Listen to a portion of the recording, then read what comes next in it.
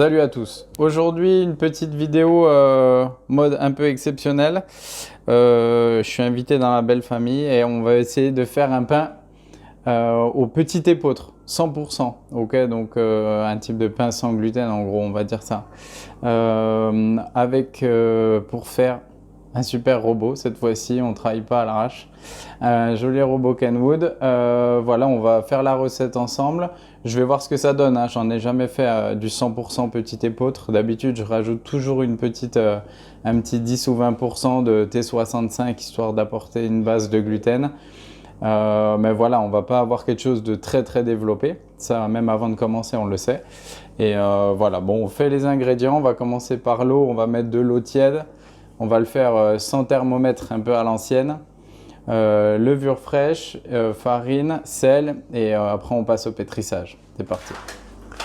Donc là, on a pesé 500 g de farine. Donc quand on voit la farine, attends, je cherche la lumière. Quand on voit de la farine de petit épeautre, donc rien à voir au niveau de la granulométrie, de la consistance avec une farine de blé T65 ou T80 même. Hein.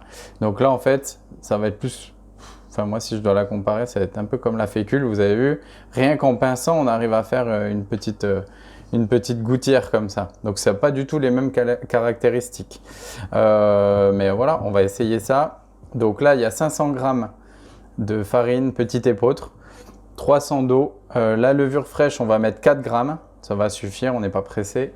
Et le sel, on va mettre 9 g. Ok, 18 g par kilo, ça ira.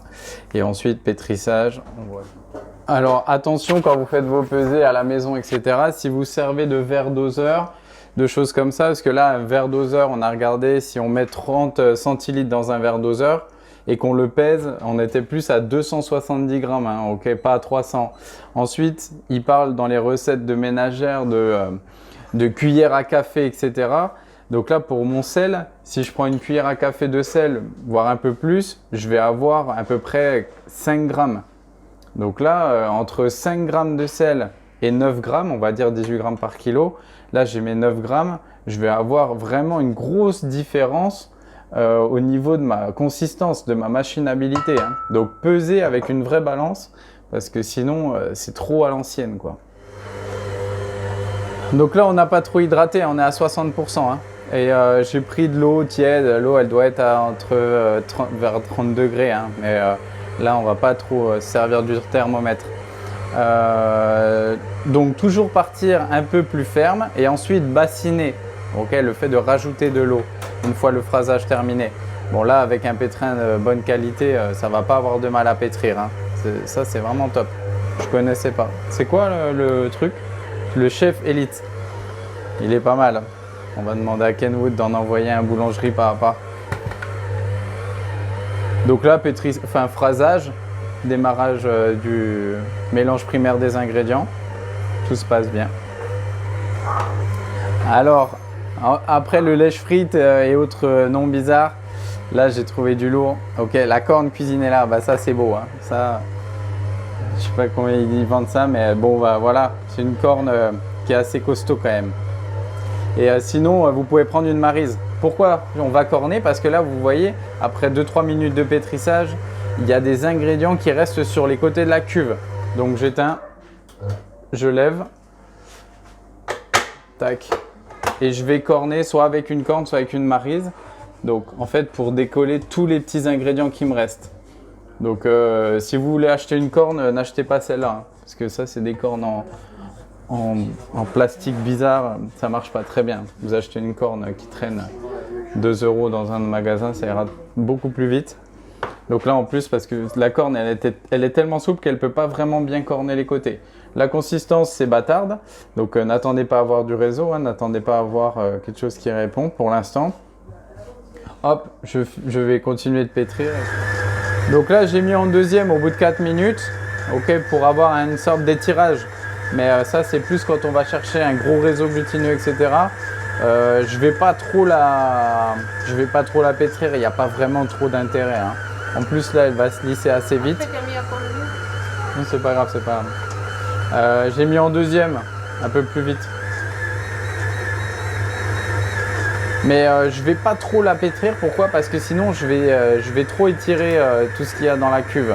Et après ça va être trop, ça va se liquéfier un peu. Plus je le travaille, plus je vais avoir une pâte souple et très collante. Donc là je pense que je vais arrêter dans 1 minute. Donc là j'ai laissé 2 minutes en deuxième. Ok, pas trop. Quand je tire, j'ai très peu de retour, c'est normal. Hein, on ne va pas travailler le réseau glutineux, étant donné que c'est des farines de petite épaule qui sont faibles en gluten. Okay, donc je ne vais pas avoir quelque chose qui va être alvéolé parce que mes gaz de toute façon ne seront pas retenus. Donc là, j'ai pas trop pétri. J'ai une pâte qui est bâtarde. Ça va me suffire. Ce que je vais faire l'astuce que je fais dans le pain à la maison d'habitude. Je vais prendre un petit récipient avec cul de poule, un saladier. Je vais mettre un tout petit fond d'huile. Ok, et je vais la travailler, en fait ma pâte, je vais la débaquer direct dans le cul de poule et je vais faire un premier rabat.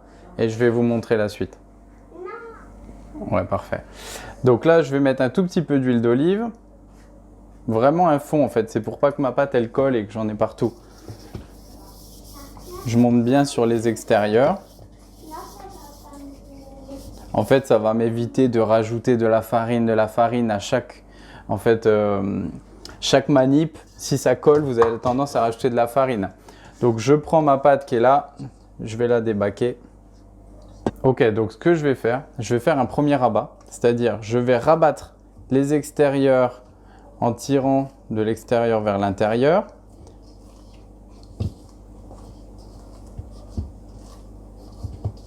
Ok, bon là ça va tout seul. Hein. Et une fois que j'ai fait le tour, ce que je vais faire, je vais tourner ma boule. Et comme ça, j'aurai une boule bien lisse. Ok, comme à la télé. Là, je vais mettre un petit chiffon dessus, histoire que ça croûte pas. Il faut toujours couvrir ses pâtes pour éviter que ça croûte avec les courants d'air. Alors, soit vous filmez à contact par-dessus, ou alors un chiffon. Alors, le problème, c'est que parfois, les chiffons, c'est un peu poreux, ça laisse passer. Mais là, voilà. Je vais faire un pointage de 30 minutes. Pointage, premier temps de fermentation. Je vais regarder un peu la gueule que ça a. Et ensuite, soit on va la mettre en moule, soit on donnera un rabat en fonction, en fait, à l'instinct. C'est ça qui est difficile en boulangerie, c'est de trouver cet instinct, cette façon de faire. C'est à force d'en faire que vous allez trouver vraiment vos habitudes. Donc là, je laisse bien couvert 30 minutes à température ambiante. Après. Donc là, ça va faire à peu près 35-40 minutes que la pâte est en pointage. Ok, ma pâte, elle est là. Donc, si j'appuie dessus, ok, je vais voir mes traces de doigts qui vont apparaître et qui vont plus ressortir. C'est normal. Alors, avec des farines de petite épeautre, assez pauvres en gluten, c'est tout à fait normal. Ça ne sert à rien de trop laisser pousser la pâte en pointage parce qu'après, je vais la façonner et du coup, je vais lui demander un deuxième travail au moment de l'après, au moment de la pousse. Ce que je vais faire, je vais prendre ma pâte, je vais fariner un petit peu mon tour. Là, donc vous voyez, même quand je veux fleurer, c'est des paquets qui arrivent. Hein. C'est normal, ça fait partie de la caractéristique. Ce que je vais faire, je vais prendre mon pâton. Je vais le façonner et je vais le mettre dans un moule à cake. Ok, je fais avec ce que j'ai sous la main. Pour scarifier, je vais utiliser une lame de cutter propre. C'est comme ça, c'est ça. Donc, je vais dégazer mon pain. Je prends cette forme pour pas qu'il gagne trop en largeur. Je vais faire un premier rabat. Donc là, j'ai une quantité de pâte hein, quand même. Je rabats un petit peu sur les extérieurs. Je peux fariner pour éviter que ça colle. Donc souvent, vous allez voir que ça va coller chez vous. Donc j'ai une pâte qui n'a pas trop de retour, qui n'a pas de force. Ok, je le vois parce que si je laisse mes traces de doigts, même après avoir façonné, elles restent. Ça veut dire que voilà, j'ai pas du tout de force. Je vais la façonner petit à petit en la rabattant.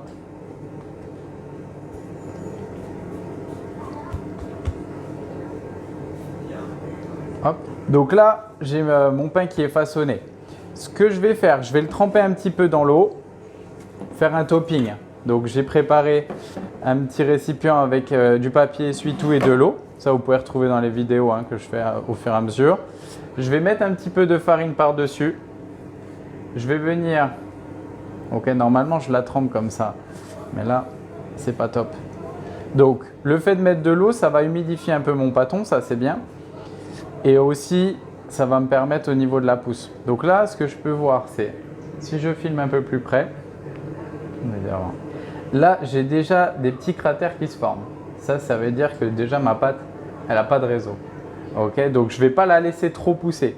Et ce que je peux faire sur ce genre de pâte, c'est lamer avant l'après.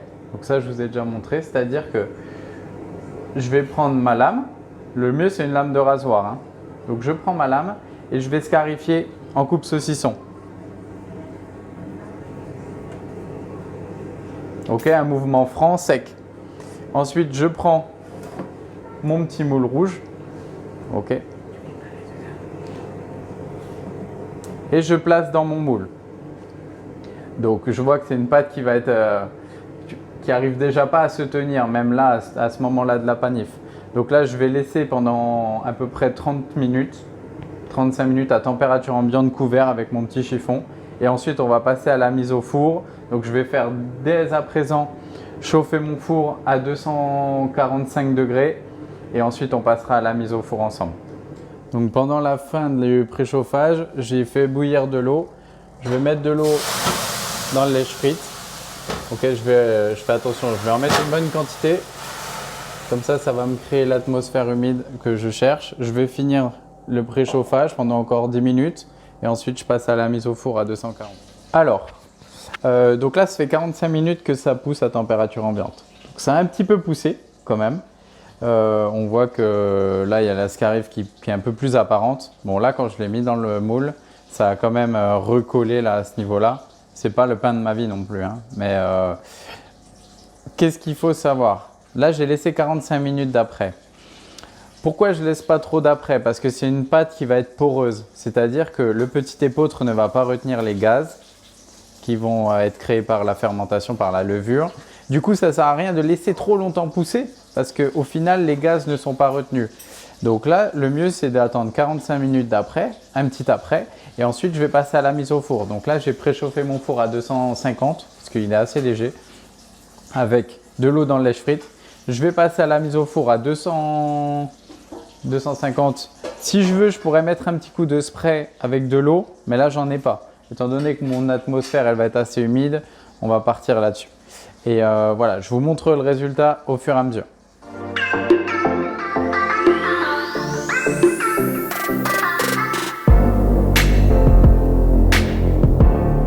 Donc la cuisson avance, là ça fait à peu près 20 et quelques minutes. Donc je regarde, donc ça a quand même pas mal poussé. Ok, le moule est chaud. Voilà, le moule, là ça commence à pousser, enfin là ça a arrêté de pousser, hein, la pousse, ça continue pendant les 5 premières minutes de cuisson et après ça s'arrête. Là ce que je vais faire, une fois que j'ai ma coloration qui est pas mal, là c'est toujours à 250, je vais baisser ma température. Parce que pour l'épeautre, il faut une cuisson quand même qui est assez longue pour que ça vienne sécher à l'intérieur. Donc là, je vais baisser à 220 et je vais laisser cuire tranquille. Si je vois que ça colore trop, je peux mettre un papier cuisson par-dessus pour éviter que ça brunisse encore. Ça, c'est une petite technique maison. Et voilà, donc je baisse à 220 et je continue ma cuisson tranquillement. Donc là, ça va faire dans les presque 30 minutes. Donc j'ai baissé ma température. Ce que je vais faire, je vais contrôler si c'est cuit. Donc faites attention. C'est souvent un petit peu chaud. Alors, si je vois la sole, là, enfin le dessous de mon pain, c'est un moule en silicone.